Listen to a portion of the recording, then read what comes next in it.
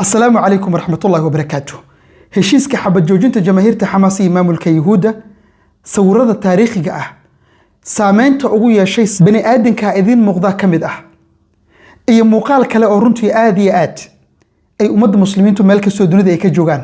أي أقدم قذان مركي شلي جرين كده بمقال كأوبنا كيمت مقال راسي مقال كلا يوم وداق دوناي سود هذا بشارو مدوني سا إن تكبح ضج عن هورسي غير كاجا مسجعش هاي إن تفرديد لماذا كعضو يذو جورج إذا أما جورج يسجوجه شخيصة دقالك فيلنا بشي سميسته وإن آمن سنة هاي إن جوابت هذا يحاطه حدي أجوكتو ودمض أمريكان كأي نوذ أمريكا مانجر عاشد ظاهر وحيكوها ساعة فرصة قالية وهذا وجب حدونته فرديد لماذا عن هورسي غير كاجا وحد سمين دونتا العق أديكو جورج جوجه وحيكبري دونتا قاب كذا قاله العقد وسمع لهيد waxay ku sameyn doontaa group ah wada shaqeysataan fursadaha noocan oo kale waan ogahay hooyooyinka sida manager Aisha oo kale iyo kuwa la midka ah iyo aabooyinka banaanka ka soo shaqeeya shaqooyinka banaanka ku soo daalay in ay fursad qaali ah u tahay isla markaasina aan iska dayici doonin dhaqaale ayaa sameyn doontaa adoo gurigaaga joogo qaabka u sameyn lahayd waa lagu barayaa waliba si bilaasha ay manager Aisha ay kugu bari doontaa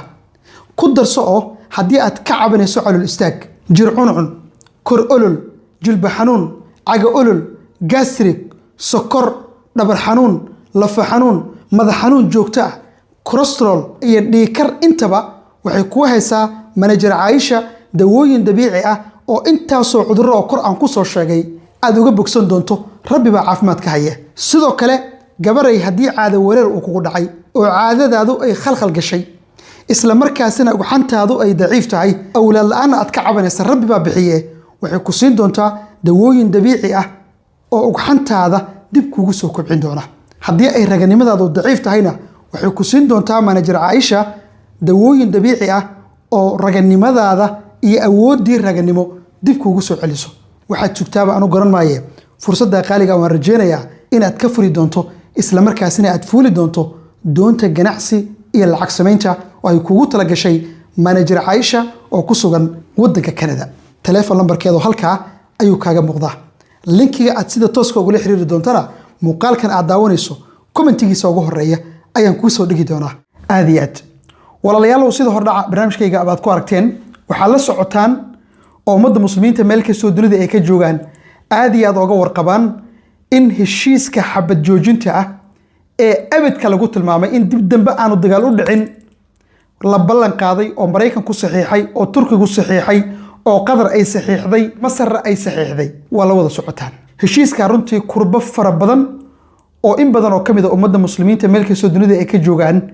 haysatay bak yu ka fayday laakiin waxyaalo badan oo inaga qarsoon oo aanan hore u dul istaagin ayaa jiray inta aanan marka muuqaaladaas u guda galin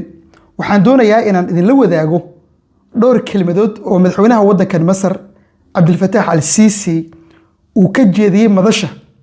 إن إذن لو ذاقو وحوليه مدحوينها ودن كان هالشيس كان إسنافسيقا محابيستي حبت جوجنتا إذا ماذا معامل كيهود إن ديغانا ذا فلسطين أي كبحان وحو حريا أو قبي أهام بأسوق بقبينيا عطبية حنون بدن أو تاريخ ذا آذنها وحا أنفريا وعصب أو نبادات إيولي بحسلوني كدلتا بريقا دحي عرنتان رنتي وحا أنكوبت بادنين نفافر بدن oo dad masaakiin ah waxba aan galabsan oo muddo 2 sanadood ah waxa ay ku dhimanayeen oo lagu laanay aan la garanin oo aan ka ahayn in deegaanadoodii si gardara inta lagu soo duulay waxaad aragteen lagu sameeyo oo hub kasto casri oo markaas soo baxa ayaga lagu tijaabinay inta markii aan kaga soo gudbo halkan waxa idinkaga muuqdo ninka Falastiiniga ah waxa uu kamid ahaa maxaabiistii yahuuda u xirnaa ayuu kamid ahaa markii la xirayay oo macnaha waxa weeyaan aan yahuud inta qabatay ama qafaalatay ay xiraysay faamilkiisu way nabdoonaayeen laakiin markii uu soo laabto maanta xabsiga laga soo daayay ayuu sidaa u barooranaya waxa uuna ka war helay in reerkiisii xaaskiisii iyo caruurtiisiiba madaafiicdii yahuudu ay ku laadeen magaalada Khan Yunis asagoo faamilkiisu ay bad qabaan ayaa xabsiga loo taxaabay oo la xiray laakiin markii la soo daayay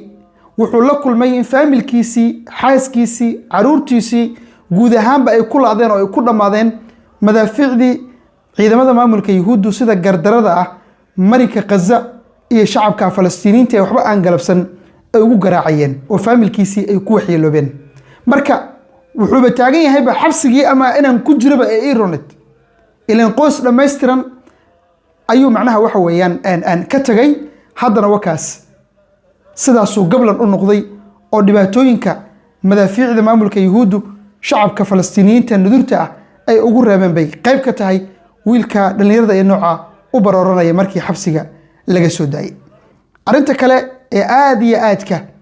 dadku isu dhaxwadaan waxa kamid ah shakhsigan aad arkaysaan, ninkan aad arkaysaan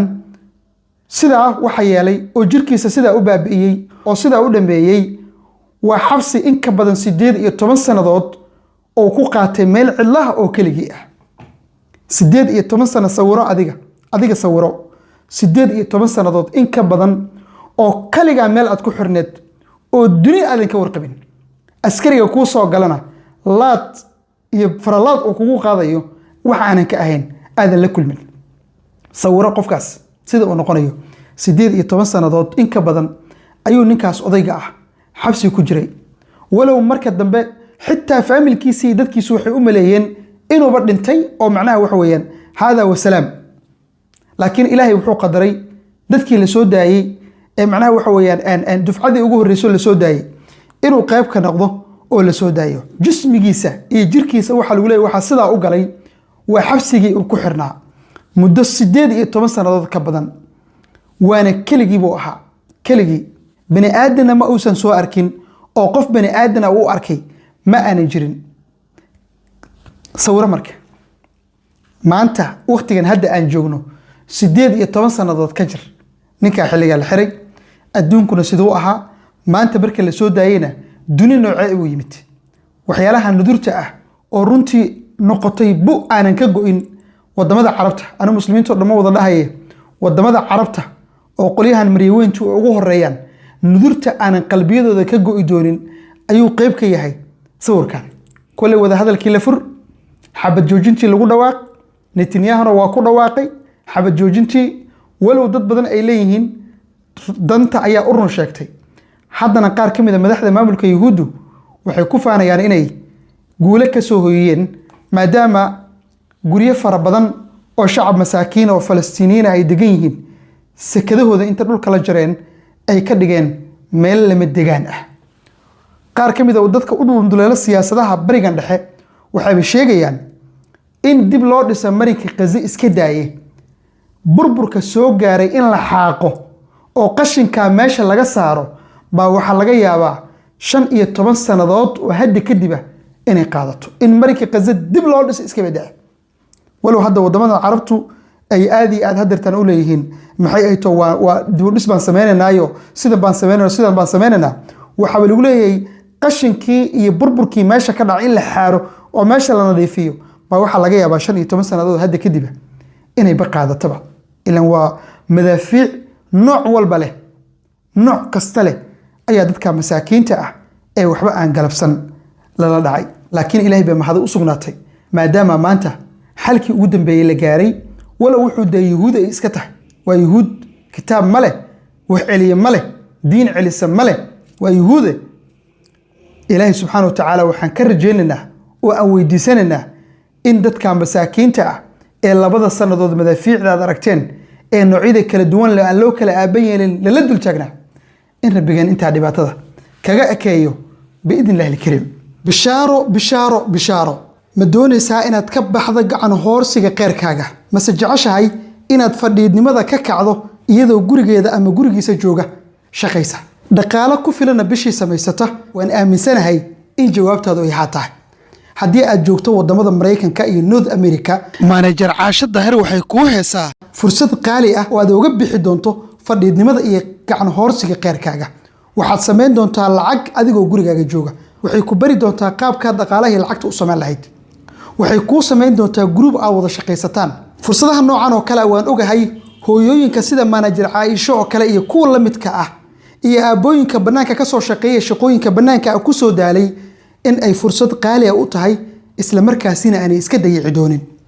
dhaqaale ayaad sameyn doontaa adoo gurigaaga joogo qaabka u sameyn lahaydna waa lagu barayaa waliba si bilaasha ayaa manager Aisha ay kugu bari doontaa ku darso oo haddii aad ka cabanayso calool istaag jir cuncun kor olol jilba xanuun caga olol gastric sokor dhabar xanuun lafa xanuun madax xanuun joogto ah cholesterol iyo dhiikar intaba waxay ku haysaa manager Aisha dawooyin dabiici ah oo intaasoo cudurro oo kor aan ku soo sheegay aad uga bogsan doonto rabbi baa caafimaad ka haya sidoo kale gabaray haddii caado wareer uu kugu dhacay oo caadadaadu ay khalkhal gashay isla markaasina ugxantaadu ay daciif tahay awlaad la'aan aad ka cabanaysa rabbi baa bixiye waxay ku siin doontaa dawooyin dabiici ah oo ugxantaada dib kugu soo kobcin doona haddii ay raganimadaadu daciif tahayna waxay ku siin doontaa manager Aisha dawooyin dabiici ah oo raganimadaada iyo awoodii raganimo dib kugu soo celiso waxaad joogtaaba anu garan maaye fursadda qaaliga waan rajeynayaa inaad ka furi doonto isla markaasina aad fuuli doonto doonta ganacsi iyo lacag samaynta oo ay kugu tala gashay manager Aisha oo ku sugan waddanka Canada telefoon lambarkeedu halkaa ayuu kaaga muuqdaa linkiga aad sida tooska ugu xiriiri doontana muuqaalkan aad daawanayso commentigiisa ugu horeeya ayaan kuu soo dhigi doonaa